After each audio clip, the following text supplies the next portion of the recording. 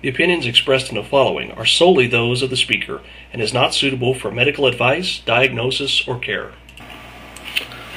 Hello and welcome to the first tabletop review for CPAP Choice.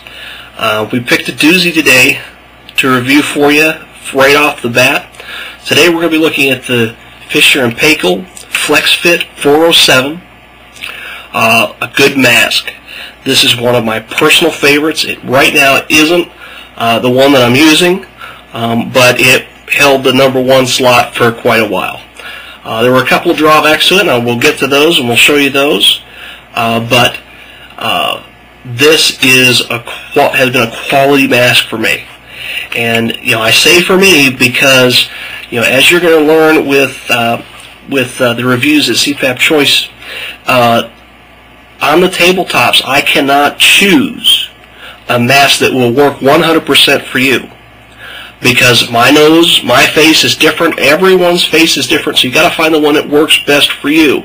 But when we do a tabletop review here, I'm going to point out the features that make this mask outstanding, or that make masks, I want to say mediocre, but some of them are bad.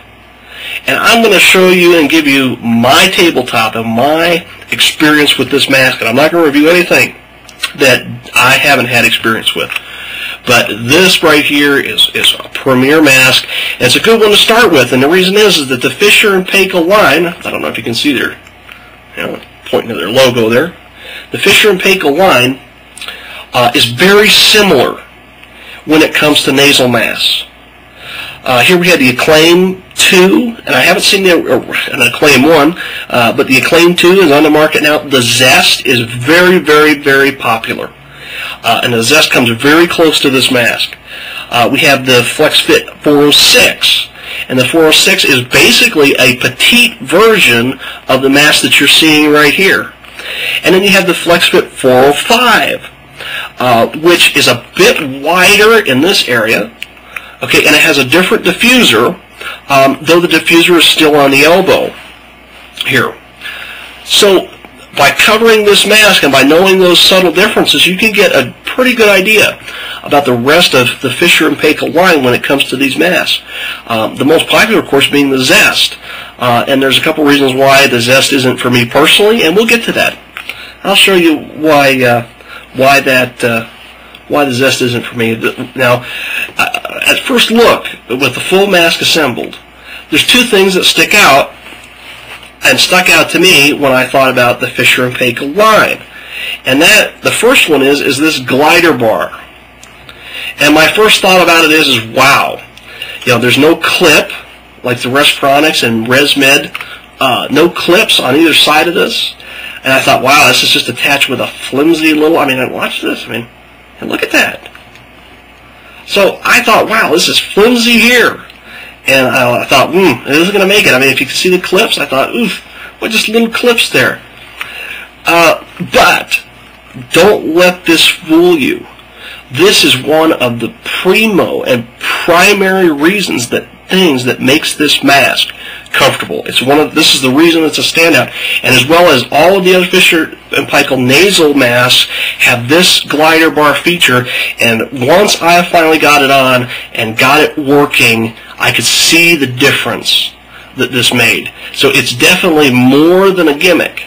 It's a quality piece of equipment. And what it's for is when you turn your head, you're actually turning on your neck. And what happens is that this bar allows some give. Instead of trying to pull against your neoprene headgear and rely on the elasticity there, okay, now you don't have to rely on any elasticity. It slides for you. Now I'm going to give you a tip here. You aren't going to hear it anywhere else. But this really made this shine. At night I wear chapstick. I used to wear a full face mask, and in that mask, hey, my lips would get chapped. But on the outside here, I would take and coat this glider bar, and the waxy nature of the chapstick made this thing like grease lightning. And what I first thought was a gimmick, this is a first-rate piece right here. It's no gimmick. It actually works for what it's intended, and I was surprised it was as stout as it was, because it's never come out of these clips. Now I see where you can buy replacements of these, but I used it for several months. I never needed to replace it. Never thought about it shaping or breaking. And like I showed you before, I mean, look at this. I mean, this is some durable stuff. So this is actually, it works well. Okay, and on to the next thing that I liked about this mask. While I thought that the glider bar looked flimsy and like it was going to break at any moment, at the same time, and let me take this headgear off, at the same time I looked up at this part where the headgear slips in, and it has the cutaway. If you're familiar with other masks, this is a good way to get this in and out without having to readjust your mask every time. So if you clean it, you don't have to, when you clean it, you don't have to readjust the straps. It just slides in there. But if you look at this, look at how beefy this is. I thought, looking at this, it was a dichotomy. Here's this flimsy thing, which turned out to be not so flimsy, but look at how beefy this is. And look at the plastic in that. Look at, while we're on the topic of durability, look at this gusset here. See, it runs up the center line of this, and that's called a gusset when you build things like that, and it reinforces this so that you aren't going to put your face down in a pillow and have this snap. So down in here, the number of angles and everything, and this is some durable plastic, and I'll tell you what, this has really surprised me at how beefy this is. Now let me show you a comparison about why I call that beefy. Because here I have a Restronics, and this is the gel mask, the comfort gel mask, and look at this. I mean, here you've got, look at how beefy this is. This is a full face mask, and it's heavy, and literally it's physically heavier. It's stouter. It covers more areas, so you're going to have more torque on it. And look at what they have holding on the headgear. Excuse me. Look at compared to this on this little nasal mask. Look at that. There's the beefy, wimpy. Beefy, wimpy. So this is what I mean by wimpy. This is what I mean by beefy. And altogether, this has been a very, very durable mask. No worries about breaking. No worries about flexing in the middle of the night or washing it too much. The only thing that I ever had an issue with is this started to squeak a little bit from wear. But by the time it starts to do that in a regular mask, you're going to have your replacement in 6 months, a year.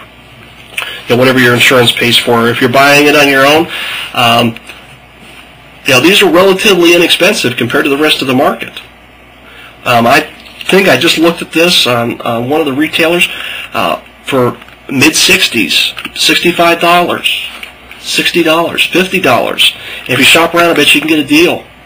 But now, the next thing, and the reason why this mask isn't right now my favorite, and it's the only reason why this mask right now isn't my favorite, is the headgear.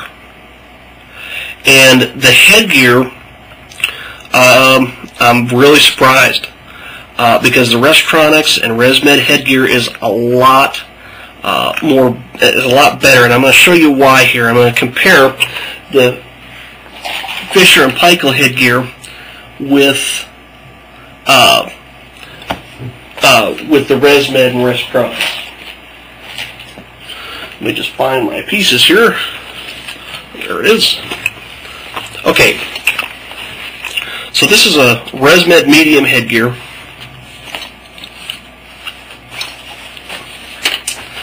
And I actually tried to put this headgear